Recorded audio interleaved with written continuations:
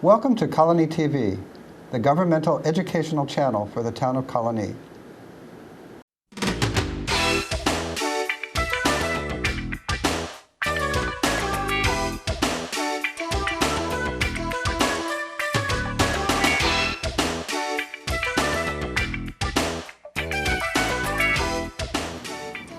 Hello and welcome to The Money Factor. I'm Richard Naylor, your host. Today's topic is college and career readiness and what that means. My guests are Questar 3 District Superintendent James Baldwin and David Davis, President and CEO of Simmons Machine Tool in Menands. Been around for 102 years. 102 years, yes. And that's pretty impressive in this day and age. So welcome. Thank you. Thank you. Good to be here. We're talking about education, we're talking about standards, and we're talking about change, which is the most probably painful part of the whole process. But Common Core standards is kind of behind it. Before we do that, though, could we talk a little bit about Questar 3? Sure. What you're trying to accomplish, kind of what you want to tell people in general, and we'll also find out more about Simmons. Yes. Very good. Questar 3 is a board of cooperative educational services. There are 37 of them in the state of New York. They are formed pursuant to the education law, and the law that led to the creation of Questar 3 and those 37 other BOCES was enacted back in 1948. So we have a long history in New York State. Essentially, BOCES are the vehicle through which local school districts come together and do things together more effectively and more efficiently than they would otherwise be able to do by themselves. So resource sharing in a way. Absolutely. If you know, we hear a lot of talk about intergovernmental cooperation in New York State. The BOCES really are the perfect example of successful intergovernmental cooperation that has been sustained in New York State over many years. So our function is essentially to serve the 22 component school districts that are part of Questar 3, and each BOCES has their own share of components.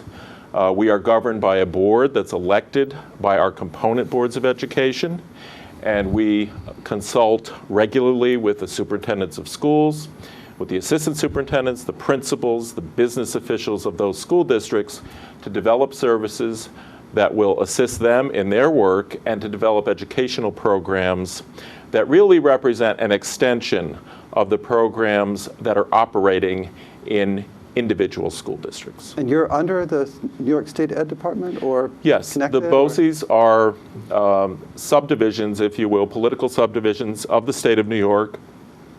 As district superintendent, I report to the Board of Cooperative Educational Services, and I am the commissioner's representative in the three-county region, which is called the Supervisory District of Rensselaer, Columbia, and Greene County. Great. And David? Yes, well, Simmons is a machine tool manufacturer. We make computerized machine tools for the maintenance and production of railway wheel sets. So we're focused entirely on the railway industry worldwide. We export about 70% to 80% of our product from Menands. We have offices, direct sales and service offices in Beijing, China, in Delhi, India, a new one coming online in Brazil, partnership in Melbourne, Australia, and also an office in Nizhny Novgorod in the former Gorky in Russia. And what we do is, if you've seen a train pass by, you've seen two wheels and an axle. That's called a wheel set. Those wheel sets are steel. They're riding on steel rails, and they wear out. And so what our machinery does is it reprofiles the wheels. So you take the entire locomotive or a metro vehicle, you ride it on top of our machine, which is in a pit below the rail level, and the machine comes up, it jacks up the vehicle, and then begins to reprofile the wheels on that vehicle. And then we have to have machines for removing the wheels from the axle and machines for remachining the axle and putting all of this together. And our real claim to fame is that we've taken that entire process and we've been able to automate it. So all of the wheels and axles are moved through the maintenance wheel shop with robotics and with other automation devices. And yeah, business has been strong. The worldwide railway industry is expanding, and it's still really the most efficient way to move people and freight. So it's a good industry to be in right now. That's great. And we're talking about education. Specifically, some of the core standards, I think, that have been promoted and accepted now. New York State has adopted the Common Core Learning Standards in English Language Arts and in math.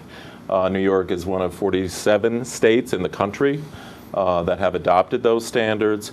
And essentially, what those standards represent is a national movement to ensure that our students, K through 12, graduate from high school ready for college and ready for career.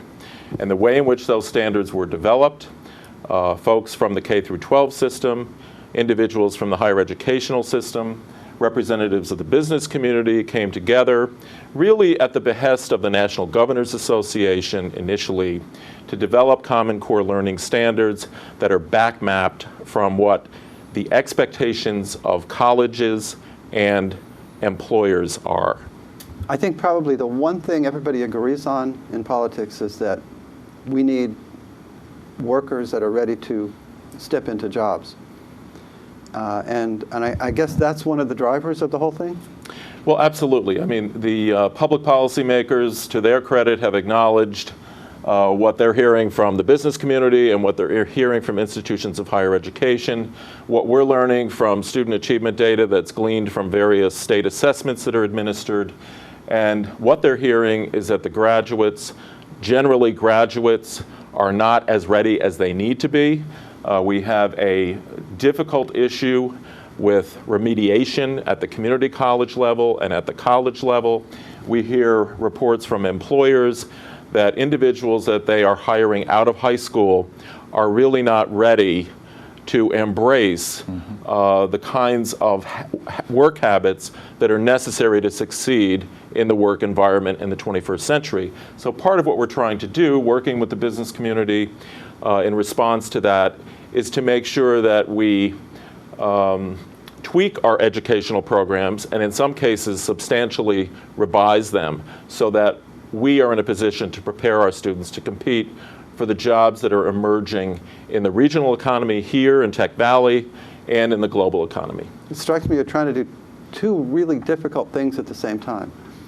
You're trying to implement creative programs that are going to take us from the world we lived in 20 years ago to today and the future.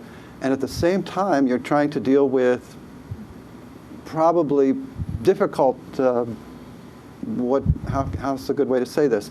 Problems in the schools that everybody has recognized where people are not finishing regardless of what those classes are and how they're made up.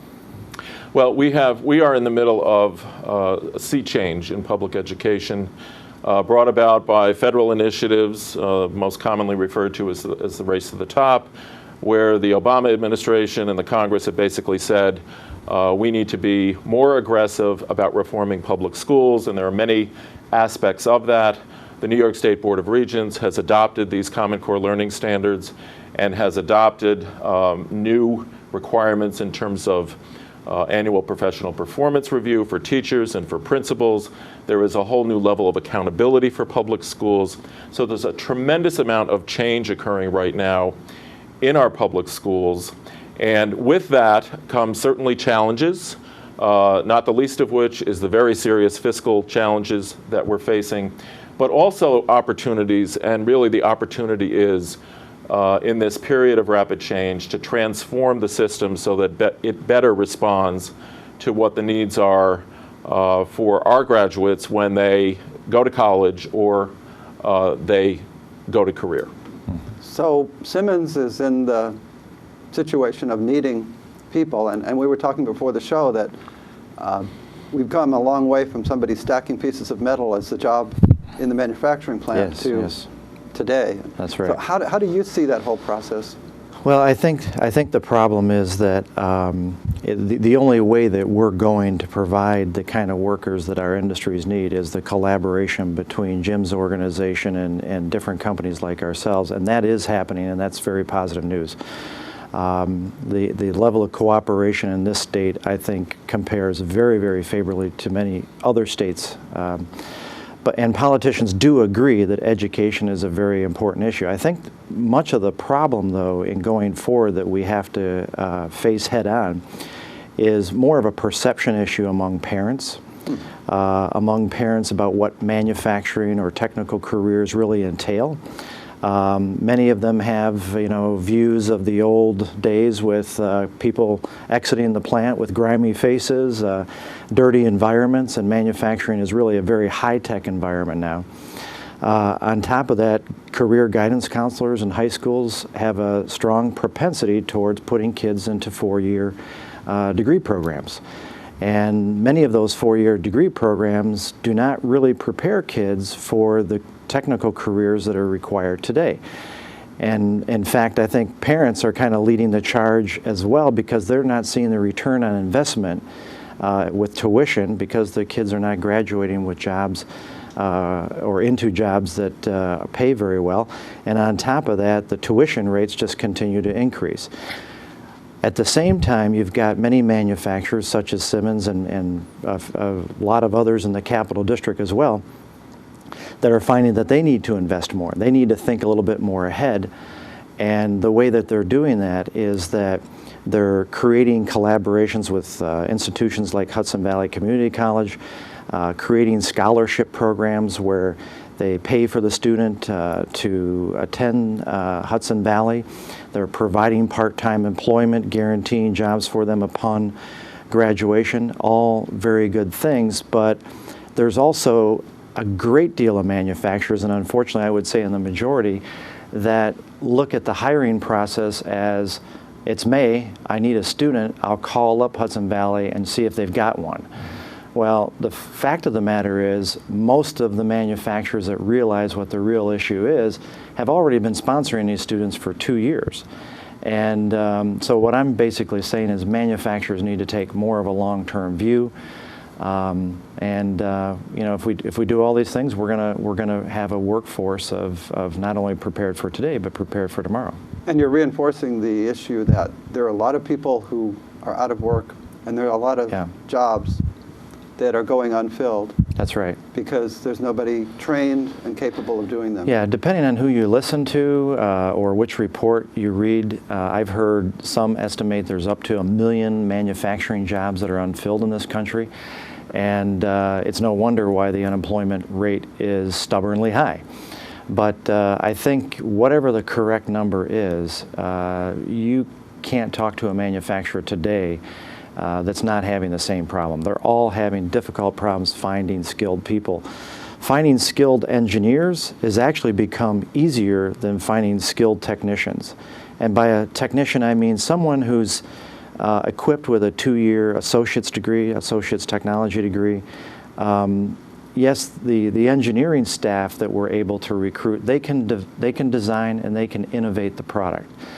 But if there are no people that can build that product, then what manufacturers will do is they'll find the clusters where those products can be manufactured. And that's why we see companies like Apple manufacturing their products in places like China. Right. There's a higher density of qualified technicians in those countries.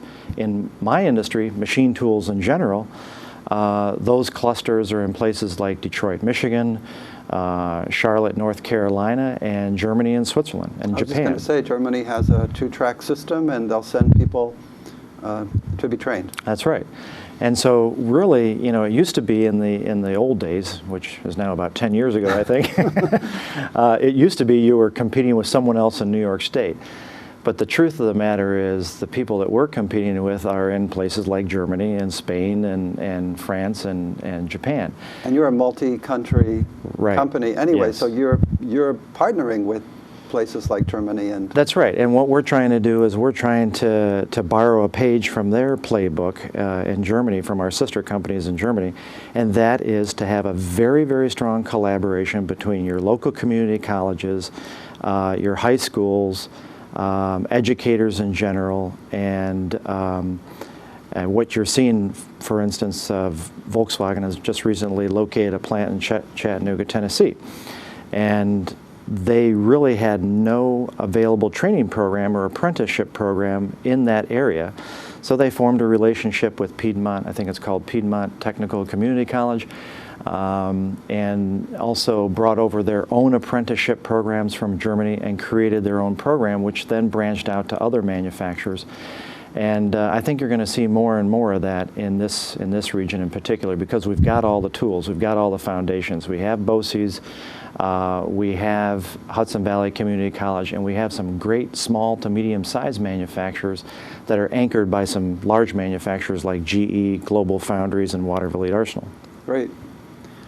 Before we get into some of the frictions that we're trying to overcome and implement some of these plans, it might be a good idea to describe a little bit what these Common Core, and I can't even remember all the time, I see the initials, and I got to go back and read what it means, because I know you've got a lot of initials in the business. Common Core Learning Standards in English Language Arts and Math. Thank you. Those are 3 of them that I had to look up.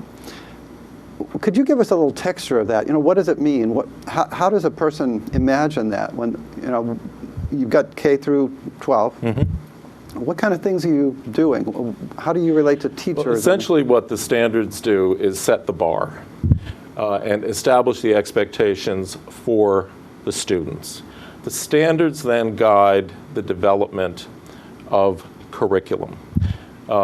One of the things that we have done as a BOCES is work with our component districts and districts in the region, using those Common Core Learning Standards, inviting teachers in from throughout the region to develop curriculum maps. So essentially what you do is you take a standard that says that a student in 3rd grade will be able to do such and such a thing or perform such and such a task, and then you figure out, how do I develop a curriculum so that I am able then to educate that child and those children to enable them to meet that standard.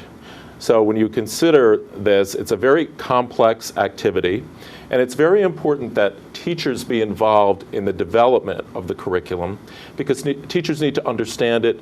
They need to go through the cognitive process of developing the curriculum and then being able to deliver it and being able to see where it works and where it doesn't work and where it needs to be tweaked. So that is kind of a very high-level overview of what the standards are designed to do. So for each grade K through 12, there are standards in ELA and math. New York State has other learning standards in other subjects. And English Language Arts, I noticed on your website, that doesn't just mean I speak English, where if you ask me where I'm going tomorrow, I can answer you.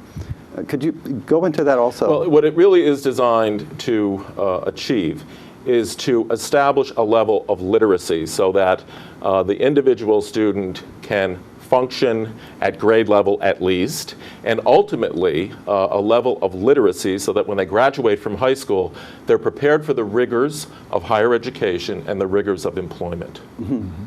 So I think if you want to think about what is the ultimate goal of the Common Core Learning Standards, it is really an effort to say that kindergarten through 12th grade, there are certain benchmarks that students need to meet, and teachers need to know what they are. They need to develop strategies for making sure that students will learn at those benchmarks. And then ultimately, when they graduate, they will be literate. They will be able to be citizens in a representative democracy. They will be able to function in a 21st century work environment. They will be able to achieve success as they enter college. And they will be numerate, which means they will understand mathematics. They will understand how mathematics operates in their daily lives. They will be able to use mathematics appropriately at the different grade levels. And then when they graduate, they will be able to go to the workforce. They'll be able to be in a position to further their education in mathematics at the college level. So let's say I'm a kindergarten teacher. What kind of statements am I going to see of what I'm supposed to accomplish in terms of the broad brush? Well, I think if you let's just take a look at, what are we doing in kindergarten? We're really introducing concepts. We're introducing new learning to students. So what it might be is that students will know their letters. Students will have a certain level of vocabulary.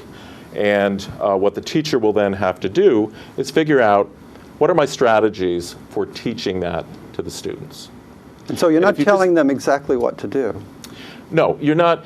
What the Common Core standards are really designed to do is to encourage students to develop their intellectual capacity. This is not about just direct instruction. And if we approach it that way, we will really miss a critical aspect of the Common Core learning standards and the effort here. The effort here is to encourage students to develop intellectual capacity. And that very much relates to the pedagogy that will be employed by the teachers. So we don't want a lot of just lecture. We don't want teaching to the test.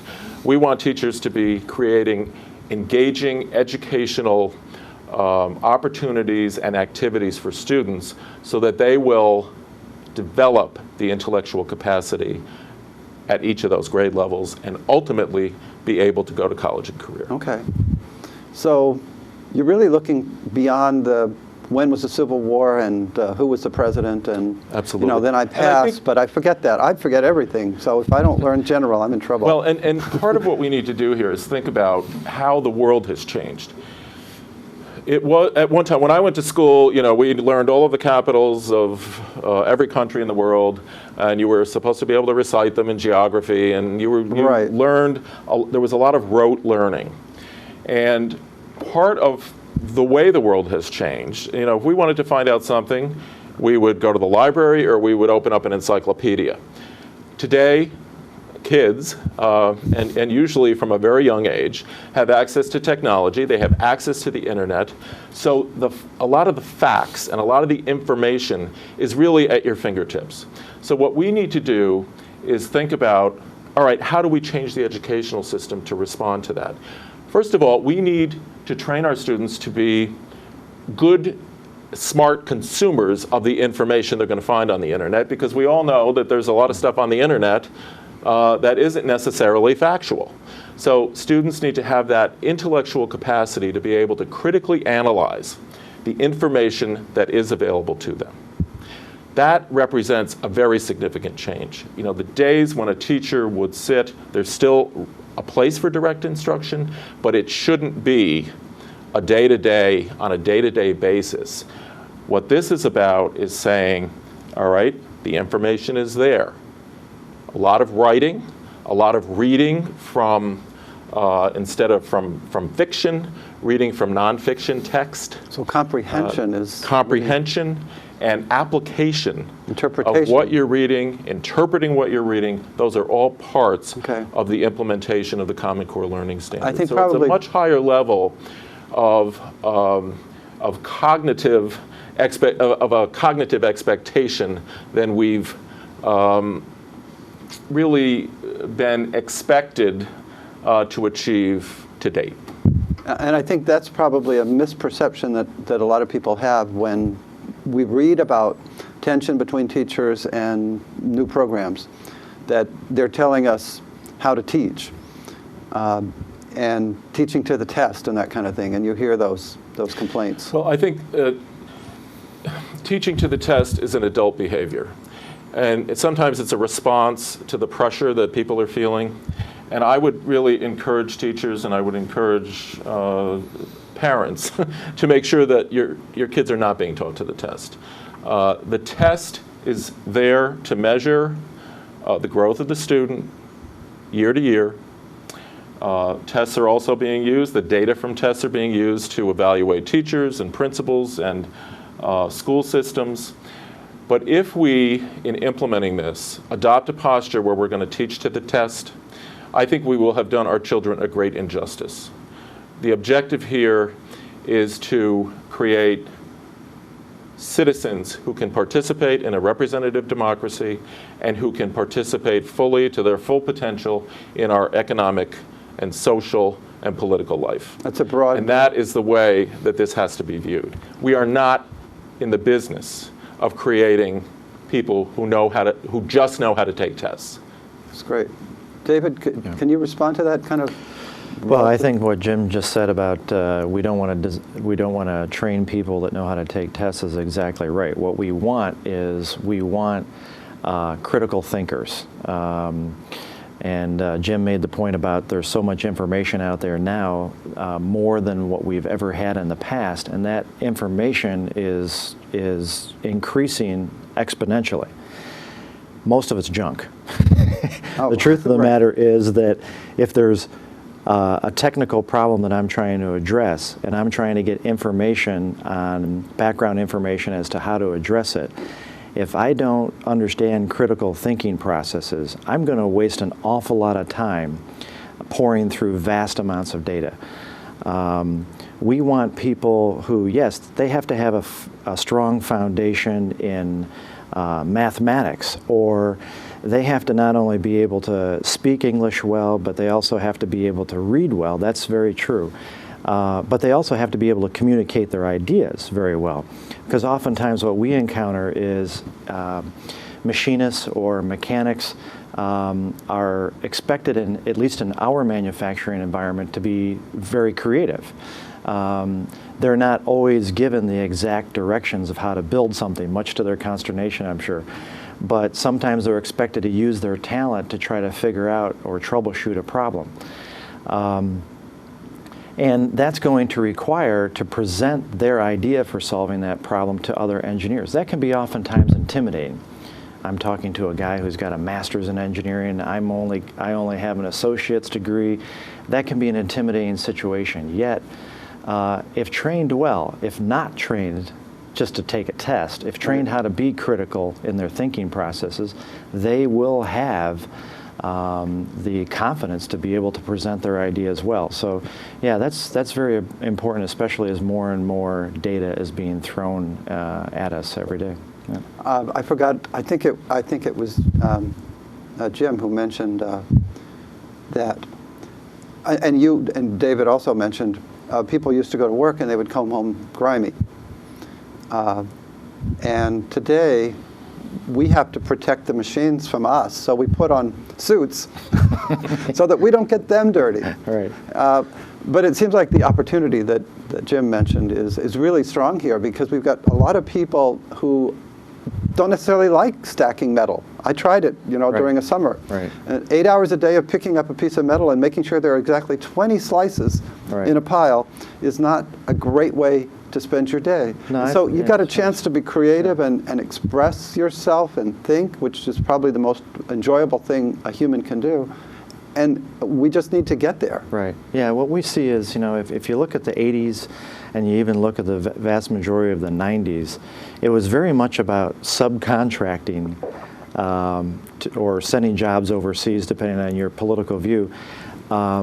Those type of jobs that were rote, that were just simply, I can check my brain at the door, I can come to work, and I can stack those sheets of metal as you were talking Where about are my earlier. screws? But those days are over. Those jobs are gone. There will always be a certain amount of those jobs, certainly, because those jobs just may have to be closer to a geographical location for whatever reasons. But that's not the kind of economy that any of us really want to be able to develop. So, there's not to get too far off the track, but there's an innate need in all of us to be creative. We want to build something. We want to create. The kind of skills that Jim's talking about and that we're trying to develop here in New York are those skills, foundational skills, required to actually make something, to create something and make it.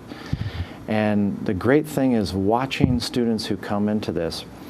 Students that come directly from high school, actually I find that they've had some experience during the high school level where they know they want to build something, they know they want to create something, and that's great.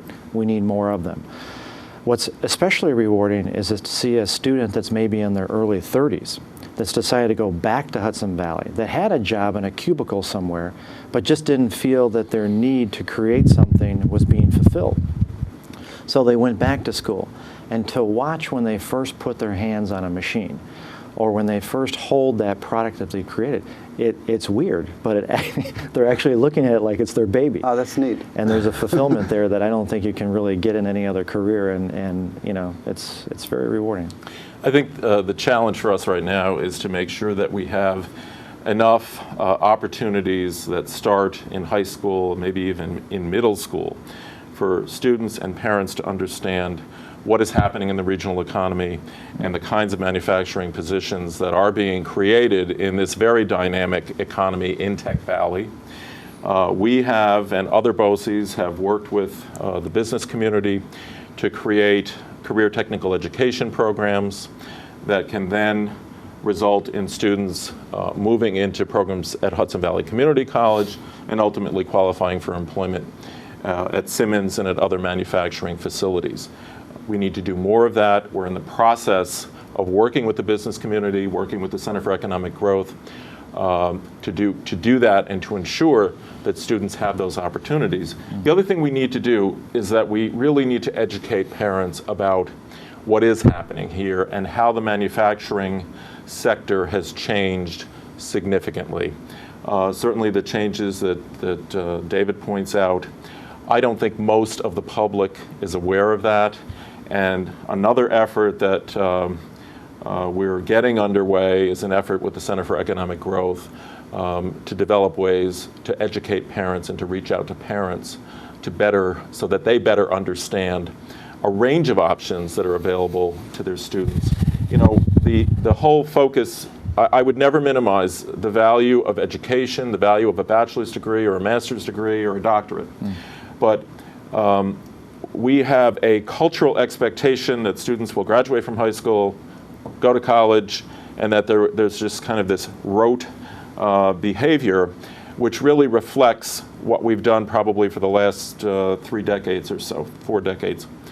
We really, given the economics, given the opportunities, changing the economy, we really need to be looking at different ways to get there. And certainly, you know, enrolling in a mechanical technology program, enrolling at Tech Valley High School, enrolling at the TechSmart program up in Ballston Spa, those are all ways for high school students to begin to understand the thinking process and the cognitive process that is required to be successful in science, technology, manufacturing, and so on.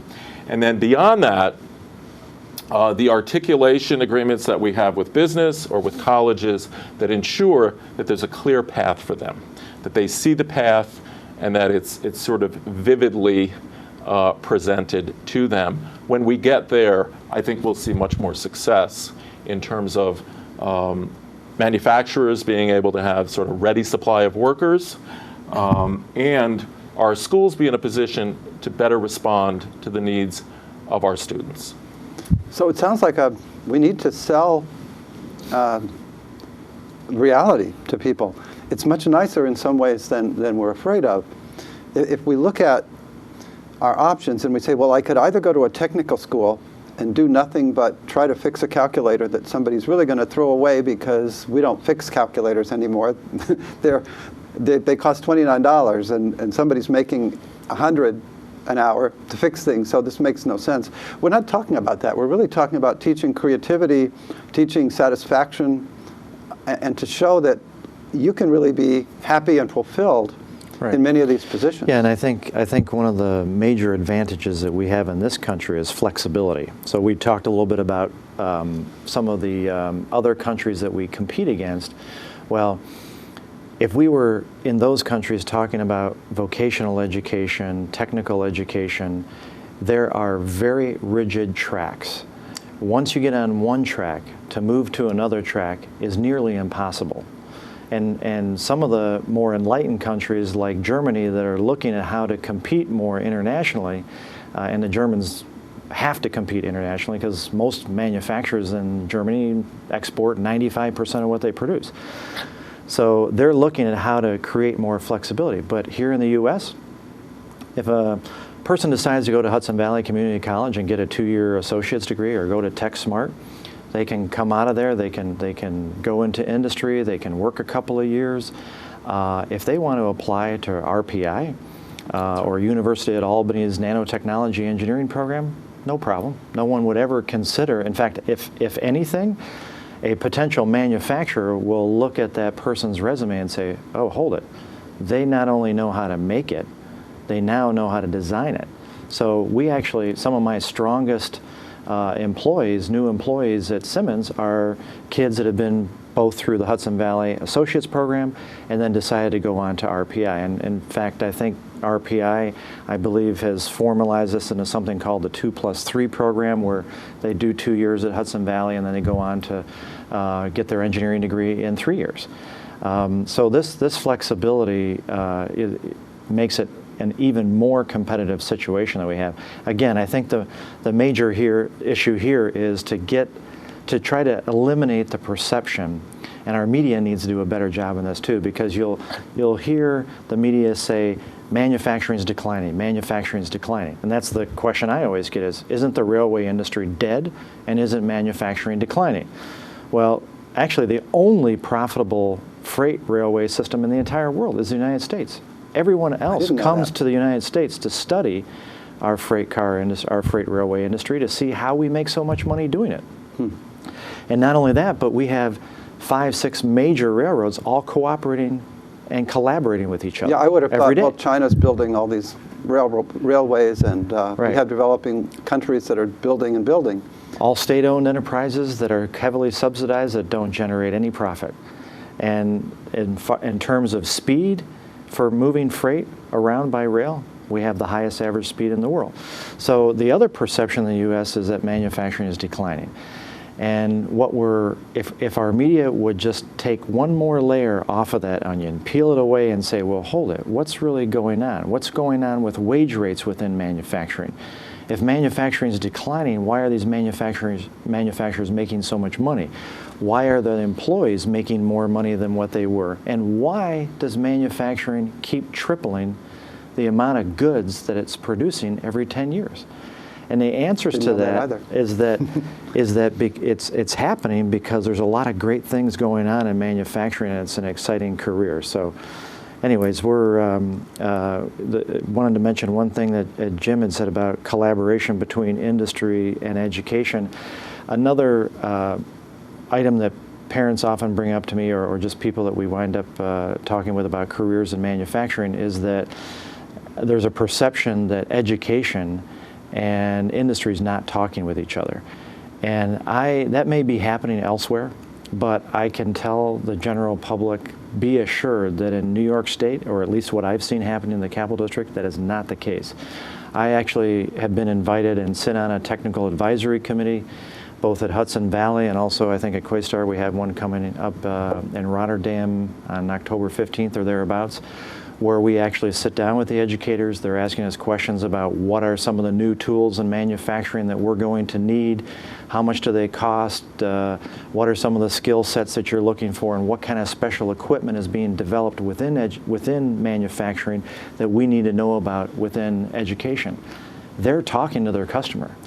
And that's I tell you, that makes me feel really good as a manufacturer when I know that my partners are in fact educators and government. That's great. We're right at the end, so I guess a nice sum up. What you said last was good, but let's take one more crack at it. People watching probably are thinking, oh, well, that's pretty neat. So what do you say to a parent who's in the situation where they want their child to be successful? Whether or not they're fast in school or not, we have a lot of variety. You could become an attorney and never be successful, but you could go to Hudson Valley and you could end up CEO of General Electric. We don't know. So how do you talk to parents in terms of their children to make them feel comfortable that they're making the right decision for that child? I would encourage parents to be smart consumers of educational services. Public schools, whatever school they're sending their students to. And I would also encourage parents to become familiar with the opportunities that are available in this region. We are in the business of creating opportunities.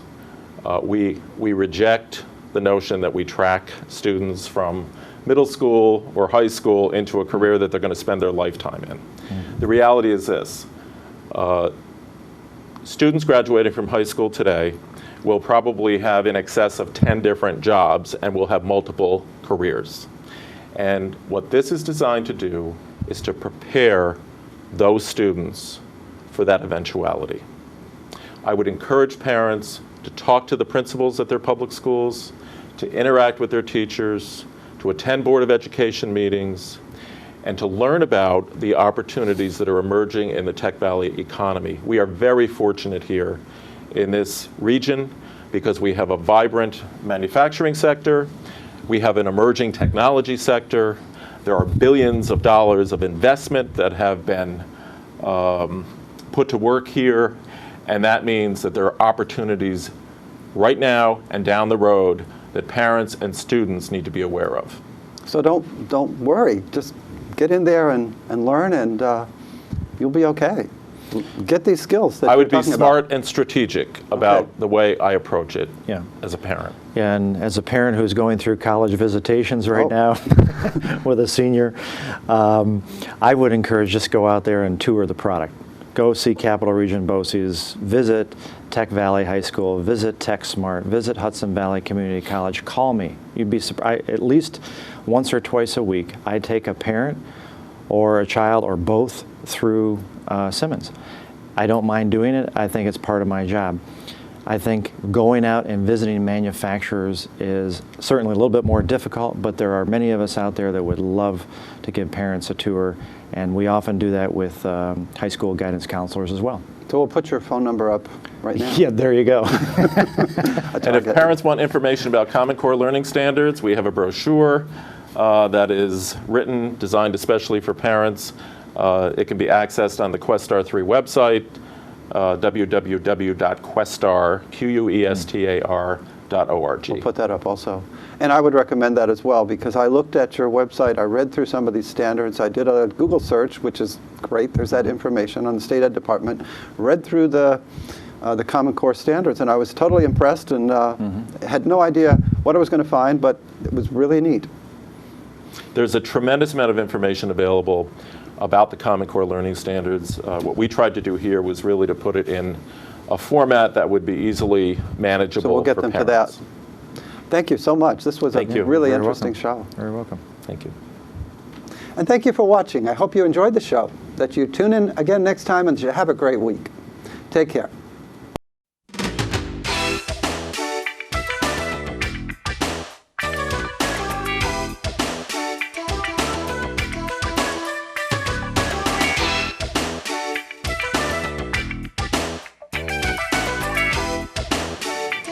Welcome to Colonie TV, the governmental educational channel for the town of Colonie.